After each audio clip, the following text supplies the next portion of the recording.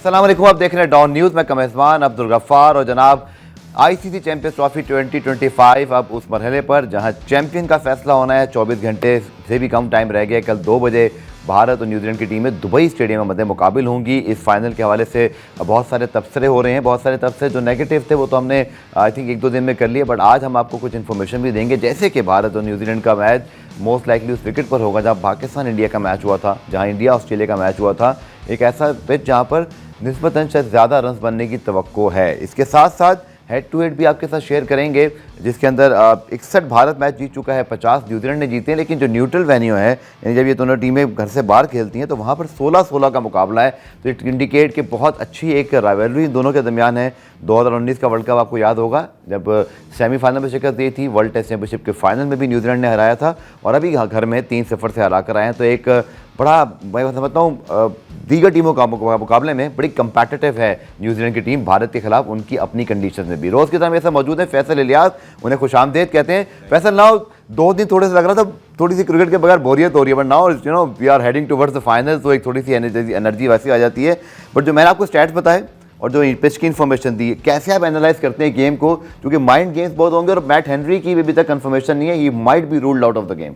ये एक बड़ा लॉस होगा जो हमने कल भी बात की थी। लेकिन अगर कंडीशंस अगर वही पिच होती है जहाँ पाकिस्तान इंडिया और ऑस्ट्रेलिया इंडिया हुआ है, तो मेरे ख्याल में न्यूजीलैंड को थोड़ा फेवर करेगा, बिकॉज ये चाहेंगे कि एक बैटिंग फ्रेंडली विकेट हो। बिकॉज उन्होंने जो अच्छे मैचेस पाकिस्तान में जीते हैं सारे, लाहौर और कराची में, वो सारे 300+ के टोटल्स वाले मैचेस जीते हैं। और हमने देखा है कि अगर स्पिन फ्रेंडली ज़्यादा ट्रैक होता है तो इंडिया डोमिनेट करता है। फिर वो बिल्कुल होम कंडीशंस हो जाती हैं, जो आपने स्टैट्स बताए कि होम में उनको काफ़ी एडवांटेज है इंडिया को, लेकिन अवे फ्रॉम होम दोनों इवन स्टीवंस हैं। सो एक बड़ा कांटे का मुकाबला होना है। और न्यूजीलैंड पे अगर कुछ चीज़ें जो एडवांटेज में है न्यूजीलैंड की, उसमें सबसे अच्छा है कि फील्डिंग उनकी बहुत अच्छी है। बिल्कुल। और होता ये है जनरली कि एक टूर्नामेंट में अगर एक टीम बिल्कुल अनबीटन होती है ना, तो उसको एक दिन आता है जहां एक बुरा दिन होता है। ये हमने देखा था 2023 के 50 ओवर वर्ल्ड कप में। सो देखते हैं कैसा चलता है। सो आई थिंक फैसल, जो हमने बात की काफ़ी मरतबा, लेकिन अब जैसे गैरी स्टेट ने भी कल ज़्यादा बात की, तो उन्होंने मैच पे ही बात की, क्योंकि फाइनल में सेमीफाइनल में काफ़ी दिनों का गैप भी था।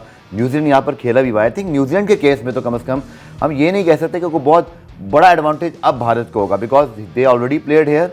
फिर 2-3 दिन का गैप मिल गया, दोनों टीमों को बहुत अच्छा टाइम मिला है रीग्रुप होने का। I think it will be a very even Steven now. कोई एक्सक्यूज़ नहीं हो सकता इस मौके पर कम से कम न्यूजीलैंड की टीम को। नहीं, क्यों नहीं, मतलब पिछले 20 दिन में आप देखें न्यूजीलैंड ने कितना ट्रैवल किया है। सो आपका एक जो एथलीट होता है वो 2 साथ चल रहा है, फिटिंग कर रही है। हाँ, क्योंकि एक एथलीट जो है उसको कितना कंफर्ट मिलता है वो उसके हर नेक्स्ट डे के परफॉर्मेंस पे मैटर करता है। अगर आपने पिछले 20 दिन में बहुत सारा ट्रैवल किया है, अब देखें इन्होंने न्यूजीलैंड ने सिर्फ पाकिस्तान में भी एक वेन्यू में नहीं खेला है, उन्होंने इंटरसिटी लाहौर कराची ट्रैवल किया है, फिर यहाँ से दुबई भी गए, दुबई से वापस आए, फिर यहाँ आके इन्होंने मैच खेला सेमीफाइनल अपना, अब जा रहे हैं दोबारा दुबई।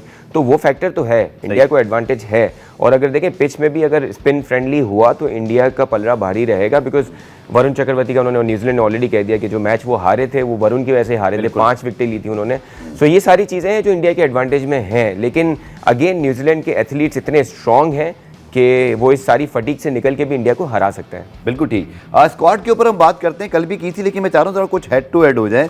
और डोंट फॉरगेट कि जसप्रीत बुमराह इस टूर्नामेंट में कहीं खेल रही है, ये बहुत बड़ा फैक्टर है। लेकिन देखिए इंडिया को कम से कम ये याद नहीं है, इसके बावजूद वो कितनी डोमिनेंस से पहुंचे हैं। Now this is on their credit कि उन्होंने इंटरनेशनल क्रिकेट जहां इतना T20 इतना ओडीआई, अयूब को मिस करते रहे, कभी फखर जमान को मिस करते रहे, जसप्रीत बुमराह का कोई रिप्लेसमेंट है ही नहीं। ऋषभ पंत जैसा कीपर बेंच पे बैठा है। बिल्कुल, ऋषभ पंत बैठे हुए जनाब, इसीलिए हमने आपके सामने स्क्वाड के ऊपर ये ऑप्शन दिया है। ना आपको क्या लगता है फैसल, अगर बैटिंग की बात करें, शुभमन गिल भी फॉर्म में है, विराट कोहली ने रन्स कर दिए, रोहित शर्मा पे थोड़ा सा ड्यू है और वो बड़े मैचों के प्लेयर हैं, इनिशिएट करते हैं। और आई थिंक यही मैं इस गेम का पहलू आपसे डिस्कस करना चाहूँगा कि मैट हेनरी अगर खेलते हैं, कुछ ये भी खबरें आ रही हैं कि शायद he can make into the 11, but ये 50-50 कॉल है, अभी कंफर्मेशन नहीं है। हाउ यू सी वो जो रोहित शर्मा का फैक्टर है, बिकॉज वो गेम को खोलते हैं, जैसे आप उसको वर्ड यूज़ करते हैं, और वो अपोजिशन पे attack from the world go पे जैसी मर्जी हो वो अपना अटैक करते हैं। आई थिंक और बहुत फैसिनेटिंग होता है जब वो ये कर रहे होते हैं। I think this is going to a very crucial part of the game. Yes absolutely. अगर देखें रोहित शर्मा वो जो गेम को ओपन करने के में अगर वो कामयाब होते हैं और थोड़ा 20 ओवर तक चले जाते हैं, वो तो आप सोचें कि वो क्या कर देंगे, मैच को एक तरफ कर देंगे। और अच्छा, वो इतना कंसिस्टेंटली करते भी इसलिए हैं कि उनको पता है कि उनके टॉप 3 में, फिर मिडिल ऑर्डर में, फिर लोअर मिडिल ऑर्डर में इतनी डेप्थ है कि उनको ये लिबर्टी है कि वो ये कर सकते हैं। और देखें वो सामने वाले बैट्समैन के लिए गेम बिल्कुल ईजी कर देते हैं जब वो अब खुद अच्छे स्ट्राइक रेट से खेल रहे होते हैं। I expect him to play very well in the final, मुझे लग रहा है ऐसा। बिल्कुल। और बात करते हैं अगर हम भारत की, अगेन 4 स्पिनर के साथ वो उतर रहे हैं, बहुत कम हमने देखा है, very rare phase in ODI cricket जहाँ ऑलराउंडर्स की बात होती है, but they are very lucky. Akshar Patel, अब मैं अक्षर के ऊपर जरूर आपसे पूछूंगा कि अक्षर को यूज़ भी कितना अच्छा किया, उसको प्रमोट किया, उसको एक रोल दिया, और वो आते ही आपने देखा नेचुरल गेम खेलता है। उन्होंने एक और एडेड एडवांटेज इंडिया को दे दिया, क्योंकि वो किसी तौर पे भी किसी तरह से एक मुस्तनद ऑलराउंडर से कम नहीं है फैसल। जी जी वरुण, इनका अक्षर पटेल अगर आप पास देखें ना तो उन्होंने बहुत बहुत क्लोज आके आईसीसी टूर्नामेंट्स मिस किए हैं। तो एक प्लेयर की अपनी भी एक वो होती है ना कि उसके अंदर भी एक हंगर होती है कि भाई मुझे परफॉर्म करना है। तो उनके अगर आप जो ये T20 वर्ल्ड कप जीते हैं उसके बाद जो उन्होंने पूरा इंटरव्यू दिया तो उन्होंने कहा कि मेरा मकसद ही है कि बड़े टूर्नामेंट्स के लिए मैं इसके लिए इंडिया के लिए परफॉर्म करना। सो इट्स वेरी आउटस्टैंडिंग कि इंडिया ने ऐसे टैलेंट को मौका दिया है जो खुद से पैशनेट है परफॉर्म करने के लिए।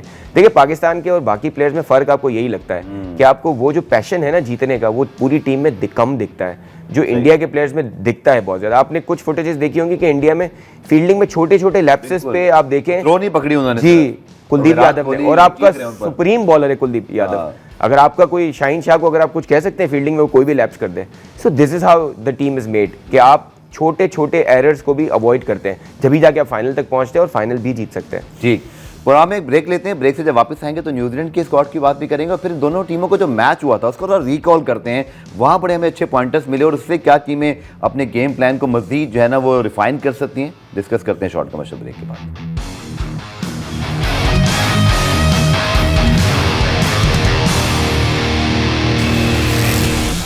पुराम रिप्ले में खुशामदीद। और 249 फैसला मुझे याद है किया था, 250 का टारगेट था, जबकि 241 हमने किए थे। But look at how India match out of it, क्योंकि अगर आप देखें कि उस मैच के अंदर भी जब तक केन विलियमसन खड़े थे लग ही रहा था बड़ा इवन स्टीवन जा रहा है। बट उस मैच को अगर हम रिकॉल करें फैसल, क्योंकि तकरीबन मिलती जुलती कंडीशन है, 249 इंडिया ने किए थे और डिफेंड कर लिए थे, लेकिन मिडिल स्टेज तक वो बहुत डोमिनेंस नहीं थी। ये चीज़ें इस वक्त न्यूजीलैंड के कैम्प में एक पॉजिटिव के तौर पर देखी जा रही होंगी। देखिए इंडिया ने जितने भी मैचेस खेले हैं ना उसमें सबसे जो क्लोज टीम आई है ना उनके, वो न्यूजीलैंड ही आई है। कोई और टीम, पाकिस्तान, इवन ऑस्ट्रेलिया, उसमें किसी हद तक मैच दिख रहा था कि एक तरफ हो गया है। न्यूजीलैंड ही था जो लग रहा था कि शायद जीत भी सकता था। तो कुछ गलतियां हुई थी न्यूजीलैंड से जो वो करेक्ट कर सकते हैं, और जिस तरह की फॉर्म में उनका टॉप ऑर्डर है, रचिंदर रविंद्र की 2 सेंचुरियां हो चुकी हैं, केन विलियमसन की 2 सेंचुरियां हैं, यंग ऑलरेडी 1 सेंचुरी पाकिस्तान के अगेंस्ट कर चुके हैं, लेथम की सेंचुरी ऑलरेडी है। सो इनके टॉप में जो है वो बहुत सारे प्लेयर्स हैं जो बहुत अच्छी फॉर्म में है। बिल्कुल। सिमिलरली बॉलिंग में देखिए सेंटिनर जिस तरह की परफॉर्मेंस दी है साउथ अफ्रीका के against, outstanding bowling. So I think दोनों टीमें डिजर्विंग भी हैं, और दोनों टीमें ये है कि न्यूजीलैंड ने एक मैच हारा है, वो भी इंडिया के अगेंस्ट ही हारा है। सो वी होप के इट गोज इन न्यूजीलैंड। बड़ी टीमों का फायदा क्या होता है, देखिए वही दोनों बड़ी टीमें पहुंची। अगर बेन सेयर्स आउट हो गए या लोकी फर्गूसन बीच टूर्नामेंट में आउट हो गए, कोई फर्क नहीं पड़ा उनको। बिल्कुल। ट्रेंट बोल्ट बहुत रिसेंटली इनकी टीम छोड़ चुके हैं, उन्होंने न्यूजीलैंड के लिए खेलना छोड़ दिया, बट उनको कोई फर्क ही नहीं पड़ा। 50 आई थिंक अगर मेरे ख्याल में मुश्किल से 60 लाख की आबादी का ये मुल्क है। हाँ। हमारे किसी शहर से भी छोटा है। बिल्कुल। इतना टैलेंट है, और फिर आई थिंक इनके अंदर एक बिलीव, जो फैसल मैंने बात की थी इंट्रो में, अभी इन्होंने इंडिया में 3-0 से टेस्ट सीरीज हराई, 2019 का जो है वो सेमीफाइनल हराया हुआ है। तो इंडिया वालों पर है इनका, ऑस्ट्रेलिया के बाद किसी और टीम का अगर प्रेशर है तो वो न्यूजीलैंड ही है। बिल्कुल बिल्कुल। और देखिए पेस अटैक की आपने बात की ना, ओरुकी को देखें या जेमिसन को देखें, ये इनकी आप हाइट देखें, इनकी बॉलिंग देखें, आपको लगेगा नहीं कि ये बिल्कुल ही कोई यंग बॉलर्स हैं। अगर आप देखें ऐसा लगता है कि बहुत ज़्यादा फर्स्ट क्लास खेले हुए। ये होता है कि आपका जो कोचिंग स्टाफ है, आपका जो ओवरऑल टीम का एनवायरनमेंट है वो कितना स्ट्रांग है कि आप अपने प्लेयर्स को रेडी रखते हैं बड़े मैचेस के लिए। And I am very happy to see कि जिस तरह सेंटिनर कप्तानी करते हैं, जिस तरह वो अपने बॉलर्स को रोटेट करते हैं, इज आउटस्टैंडिंग टू सी। वैसे जहाँ खड़े होते हैं ग्लेन फिलिप्स, हाँ, तो वहाँ को कट मारेगा इस बार। सीरियसली हाँ, मतलब आप देखिए विराट कोहली का जिस तरह उन्होंने कैच लिया है, रिजवान का जिस तरह कैच लिया था इन्होंने, मतलब वाकई जब वो ये खड़े हुए होंगे तो ऐसा लगेगा कि इनके जो बहुत सारे शॉट्स हैं वो रिस्ट्रिक्ट हो जाएंगे कोहली के। चले कल जब हम आएंगे तो वो मैच शुरू हो चुका होगा, तो 2-3 क्विकली पॉइंटर्स मैं एक साथ ऐड करता हूँ, वक्त कम बचा है।